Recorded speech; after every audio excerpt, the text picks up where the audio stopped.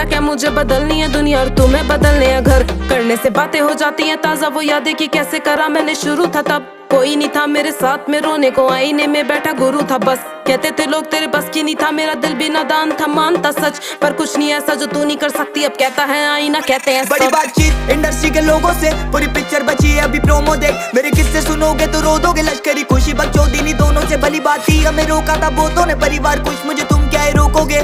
बिस्तर बना देंगे नोटों के अगर मेहनत को पैसों से तोलोगे। संगीत को सब किया समर्पित, लिखे दिल से गाने मेरे अमर गीत। बिगी पाक को सुन गया सफर बीत, मेरी बातें है रोनो मो कलर ग्रीट। मेरी माँ से पूछना मेरे बारे में, बाप से लड़ी वो बेटे को गाने दे साथ में खड़ी। मैं उसके सहारे से तो कैसे सोचा कि तूने हम मारेंगे।